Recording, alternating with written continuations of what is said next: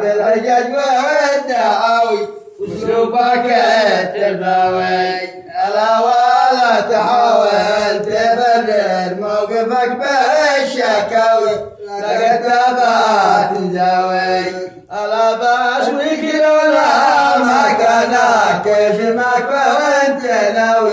ما خليتك يا خوي الا لا نكتسمها ما بقى بيننا بالتساوي وفي الوجع نساوي الا عامل وذا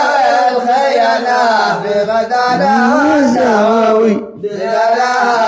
يكراوي الا عن النداوي ثقه وصدق مثل المداوي نجاه لا حظوي الا وقله الخير مفتاح البلاوي والبلاوي والناس كل الدوي الا معين الفتن كل من كان وشاذ ولاوي دون عادك هاوي الا كنت قضايا الصاحب لا تستشير المغاوي والنذله والفضاوي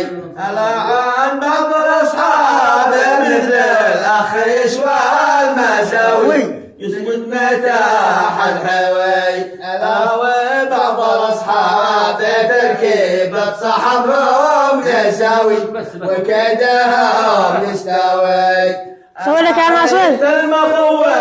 تمال اخ يعلى وفي خاوي صفحتها تنطوي مين كان صورتك يا حجرة سوداء صورتك خيانة في القدر والنواوي بنا لا يكتوي الا وين من تولى المواقف بالحيل والملاوي لاهل الحيال يلتوي الا وين من كحل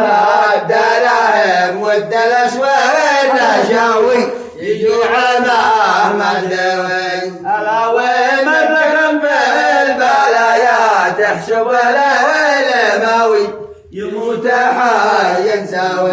الا وين من والناس يتبع سموم المكاوي ضعيفه ولا قوي الا وين من عرف كيف خلق الله تسرح وتاوي بالمعرفه يحتوي الا وين من تولى امور الناس لازم يداوي بالحق ما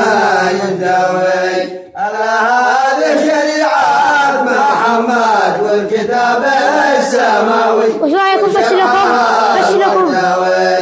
والله انا بش لكم